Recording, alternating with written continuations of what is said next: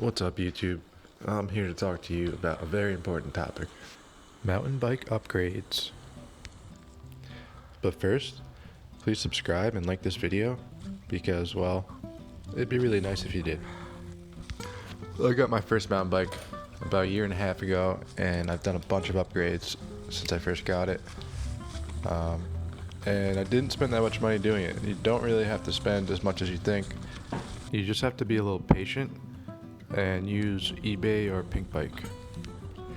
Anyways, the bike I have is a Trek Fuel EX7 2018 29er version. And the first upgrade I made was the fork. The stock fork that came on this bike was not good at all. It was a cross-country fork, and going down any downhill at all, the bike just did not feel stable. I got pretty lucky though, because the stock fork was pretty much brand new and unused, and I knew right from the start that I didn't want it. So I took it off the bike and I sold it on eBay, and I think I got like $250 for it.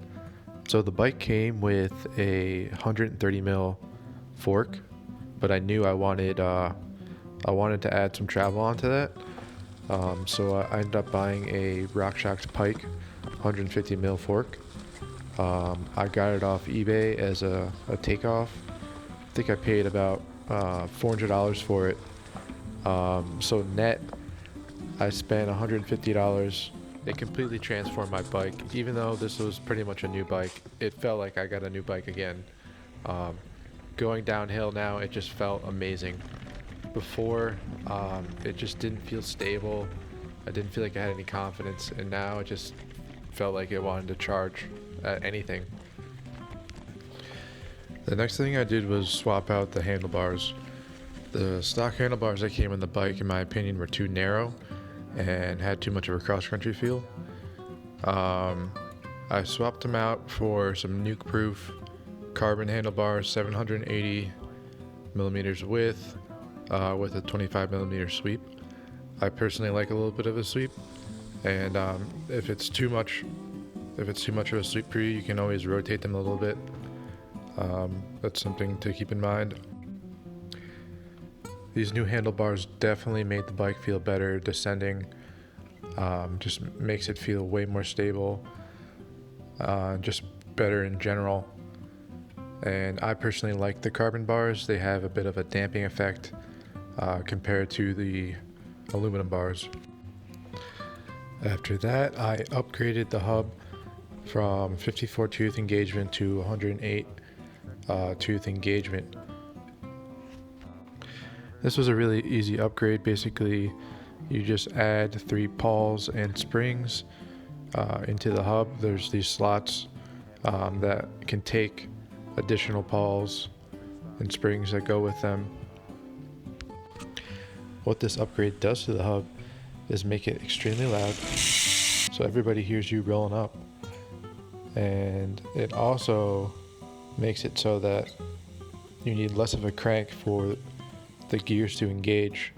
So when you're going through a rocky or rooty section, basically you need to pedal less before the gear engages and pulls the bike forward. So the stock shock gives the bike 130 millimeters of travel. The dimensions for that shock are 210 millimeters eyelet to eyelet with a stroke length of 52.5 millimeters. I was able to find a RockShox Super Deluxe takeoff on Pink Bike with a 210 millimeter eyelet to eyelet, which are where the mounting bolts go, and then a stroke length of 55 millimeters. And again, I got super lucky because the seller of the shock basically just wanted to get rid of it. So they let it go for like $150, which is ridiculous. And it was basically brand new.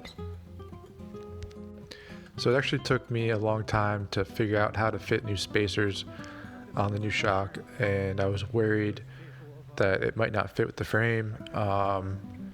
There's a piggyback reservoir on the Super Deluxe, So it wasn't very clear whether there was clearance for it, but there was, and I figured that out by basically just trying it out. And with that extra 2.5 millimeter of stroke length, it works out to increase the travel by 6 millimeters. So instead of 130 millimeters of travel in the rear, now I have 136 millimeters of travel. And I've never bottomed this thing out. I've never bottomed out the stock shock either, but it definitely shines like in the bike park. Like it's meant to kind of take a beating all day, and not kind of fade from long descents. But yeah, I really love this shock on this bike. It feels really good on there. It descends even better. Feels like it can take some big hits. I really don't have any complaints from it. It is a little bit heavier, but I don't mind the extra weight. And I did hold on to the old shock, so there are times that I throw that on, and it's actually really easy to swap out the shocks. Another upgrade I made was converting the tires to tubeless. There's a lot of videos online of how to do that. It's pretty straightforward, so I won't really talk about that too much, but it definitely improved the feel of the bike. I haven't had a flat on this bike ever, and I still have the stock XR4 Bontrager tires, which I happen to really like. But yeah, very happy with converting them to tubeless. And the last upgrade I made was upgrading the brakes. This bike came with SRAM Level T brakes.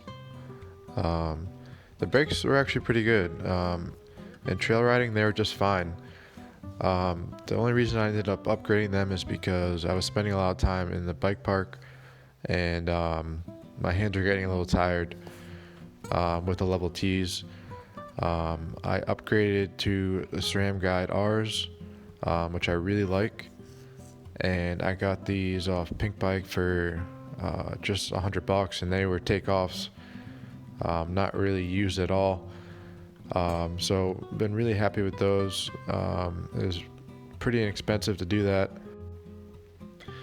but to be honest, installing the new brakes with the internally routed cables was not very easy.